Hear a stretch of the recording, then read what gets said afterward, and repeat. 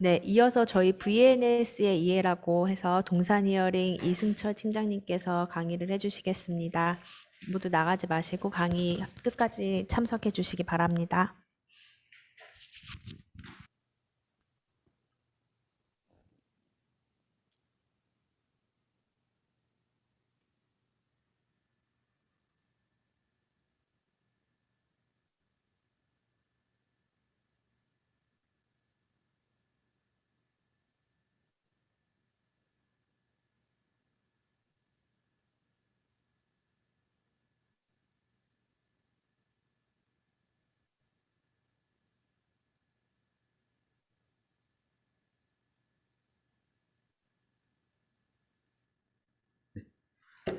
안녕하십니까. 미중신경 자극기를 공급하고 있는 동산 히어링의 이승철 차장입니다.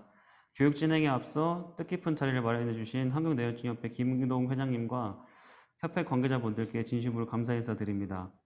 그럼 지금부터 미중신경 자극기 교육을 진행하도록 하겠습니다. 화면을 좀 크게 해줘야 될 것 같아요. 안 보여가지고. 네. 화면 크게 좀 해주세요. 네. 네, 차례로는 미중신경 자극기의 소개, 그리고 미중신경 자극기 효과, 그리고 현재 지금 수술 현황, 그리고 미중신경 자극기의 자극 설정 방법, 그리고 자석 사용 및 주의사항 순으로 진행하겠습니다.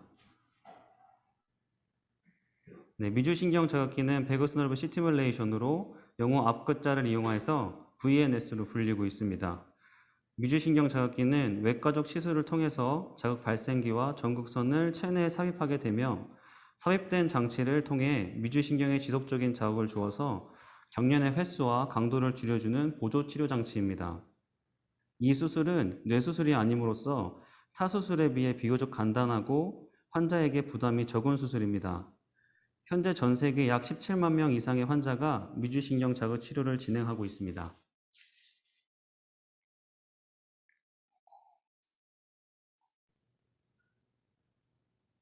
미주신경 자극 시술은 최소한의 부위를 절개하는 수술로서 외과의에 의해서 이루어지며 일반적으로 1시간, 2시간 내외의 시간이 소요됩니다.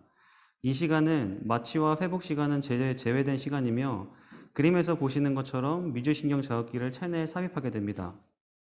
자극 발생기는 왼쪽 겨드랑이 옆 가슴 부위에 위치하며 전극선은 미주신경이 위치한 왼쪽 목 부위에 위치하게 됩니다.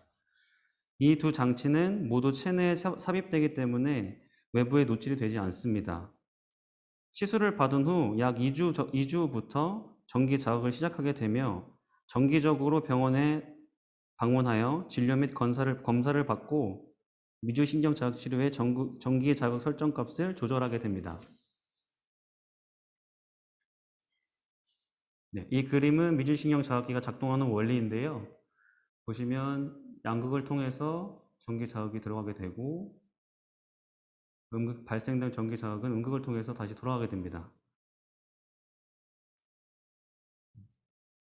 다음 그림을 보시게 되면 전기 자극을 통해서 발생된 신호가 지금 뇌로 전달되는 것을 볼 수 있는데요. 이 신호가 전달되면서 뇌전증 치료를 하는 원리로 진행되고 있습니다. 미주신경 자극기는 1997년 미국 뇌전증 보조치료제로 사용 승인을 받았으며 2005년도에는 저항성 우울증에 대한 미주신경 자극기 사용을 승인받아 미국에서는 현재 우울증 치료제로도 사용하고 있습니다. 우리나라에서는 1999년 식약처 허가 이후 같은 연도 7월 첫 미주신경 자극술이 진행되었으며 2005년도부터 건강보험급여를 시작으로 수술이 꾸준하게 늘어가고 있습니다. 미주신경 자극기 사용 목적은 전기 펄스 등을 이용하여 미주신경을 자극함으로써 부분 발작 또는 전신 발작 양상을 보이는 뇌전증 환자의 치료 또는 우울증 환자 치료의 목적에 사용하는 기기로 정의하고 있습니다. 또한 미주신경 자극기 설치술의 보험급여 인정 기준은 2년 이상 항경련제 치료에 불응하는 난치성 부분 발작 뇌전증 및 레녹스 게스트 신드롬으로 수술적 치료가 불가능하거나 실패한 경우에 인정됩니다. 쉽게 말씀드려서 작용 기준이 서로 다른 두 가지 이상의 약물을 2년 이상 사용하여도 발작 조절이 힘든 경우에 미주신경 자극기 보험급여를 인정받으실 수 있습니다. 네, 다음으로는 미주신경 자극술 비용인데요. 미주신경 자극기의 수술 비용은 세 가지로 구분될 수 있습니다. 그래서 일반 건강보험은 총 금액의 20%를 부담하여 약 400에서 450만 원 정도, 그리고 산정특례 환자분들의 경우는 총 금액의 10%를 부담하게 되어 200에서 250만 원, 15세 이하 아동의 경우는 총 금액의 5%를 부담하게 되어서 약 100에서 150만 원 정도의 비용이 발생하게 됩니다. 네. 수술의 비용은 비급여 품목과 입원실 이용에 따라서 달라질 수 있습니다. 네, 다음은 미주신경 자극기의 효과입니다. 사람의 뇌와 연결되어 있는 미주신경을 자극했을 경우에 뇌전증 치료의 효과를 볼 수 있으며, 미주신경 자극기의 효과는 시간이 지날수록 점진적으로 나타나게 됩니다. 미주신경 자극기는 약물과 부작용이 없어 복용 중인 약물과 함께 치료가 가능하고요. 미주신경 자극 치료로 인해서 생식 능력이 저하되거나 타야에게 해를 끼치지 않기 때문에 임산부도 미주신경 자극 치료를 병행할 수 있습니다. 경련 발생 시에 저희가 드린 자석이 있는데 그 자석을 사용하여서 경련 강도 및 증상을 완화시킬 수 있습니다. 미주신경 자극기는 약물과 함께 치료했을 때 가장 효과가 좋거든요. 그래프를 보시는 것처럼 미주신경 자극기와 약물을 병행했을 때 효과가 좋아지는 반면 약물만 치료했을 때 효과는 차이가 크다는 걸 알 수 있습니다. 이 그래프 또한 약물과 미주신경 자극기의 효과를 연구한 자료인데요. 보시는 것과 같이 미주신경 자극기와 약물을 병행하였을 때 효과가 증가되고 있음을 확인할 수 있습니다. 이 그래프는 미주신경 자극기를 이식한 환자 65명을 10년간 관찰한 연구 결과인데요. 이 연구를 또 통해서 평균 경련이 많이 줄어들고 있고요. 시간이 지날수록 효과가 좋다는 걸 확인할 수 있습니다. 다음은 미주신경 자극기 수술 현황입니다. 현재 전 세계 약 17만 명 이상의 미주신경 자극기를 이식하고 있으며, 미국이 15만 명을 시작으로 영국, 프랑스, 일본, 네덜란드, 벨기에, 대한민국에서 수술을 진행하고 있습니다. 현재는 동남아시아까지 수술이 진행되고 있는 상태고요. 우리나라는 1999년도부터 첫 수술을 시작으로 2020년도 기준 1197건이 완료되었습니다. 그래서 2013년부터 미주신경 자극기 이식 환자들이 꾸준히 늘어가고 있는 추세입니다. 네, 우리나라에서 미주신경 자극술을 진행한 병원을 좀 정리해 봤는데요. 서울에서는 11개의 기관, 경기도는 6개의 기관, 부산 6개 기관, 대구 경남 5개의 기관, 충청 전라도 5개 기관으로 우리나라에서 총 31개의 기관이 미주신경 자극술을 진행했으며, 전국에서 대학병원 위주로 수술을 진행하고 있습니다. 네, 다음은 미주신경 자극기의 자극 설정입니다. 미주신경 자극기를 이식한 환자에게 가장 효과를 보이는 최적의 전기 자극을 설정하는 값을 찾아가는 과정을 도징이라고 하는데요. 최적의 전기 자극은 1.5에서 2.25 수준으로 발표되었는데, 이 자극의 수치는 환자마다 또 상태가 다르기 때문에 최적의 자극의 수치를 찾는 게 가장 중요하게 됩니다. 그래서 최적의 자극을 찾기 위해서 수술 후에 정기적으로 병원에 방문해서 자극을 설정하게 되고요. 사람마다 자극 수치는 달라서 환자에게 가장 적합한 수준까지 자극을 설정하는 것이 중요하고, 기계 조절 후에 환자가 자극에 불편함을 느끼지 않는지 확인하여야 합니다. 네, 다음은 자극 발생의 설정 과정을 그림으로 좀 표현해 봤는데요. 네, 수술이 완료된 후에 병원에 방문해서 사진과 같이 자극 발생기 위해 조절기를 이제 위치시키게 되고요. 네, 조절기를 통해서 인식된 자극 발생기의 설정 값을 환자 상황에 맞게 이제 입력하게 되고요. 주기적으로 병원에 방문하게 돼서 최적의 설정 값을 찾아가면서 불편함이 없는지 확인 후에 이제 귀가를 하게 되면 되겠습니다. 네. 다음은 미주신경 자극기 자극 설정 범위입니다. 전기 자극의 전류량, 전기 자극의 지속 시간, 전기 자극의 비활성화 시간으로 나뉘는데요.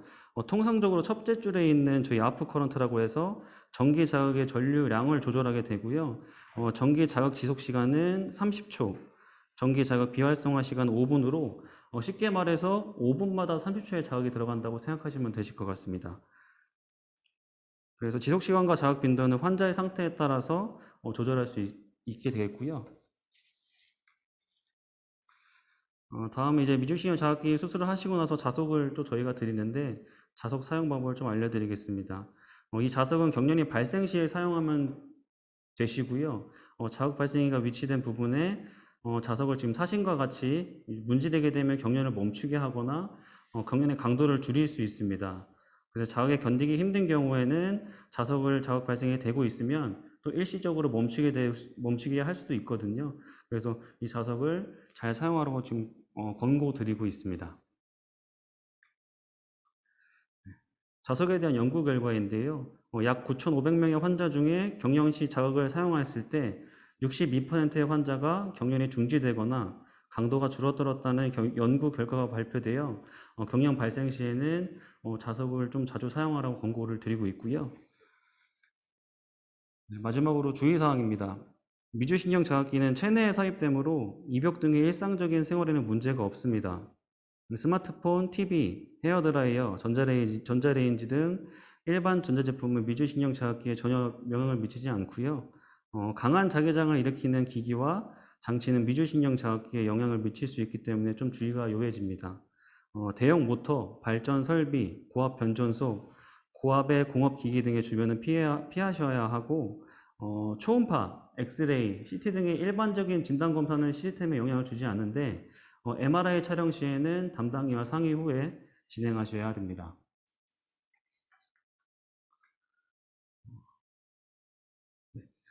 이상으로 VNS 교육을 마치겠으며 오늘 비록 짧은 시간이었으나 환우와 환우 부모님들께 교육을 진행할 수 있어서 대단히 영광이었고요.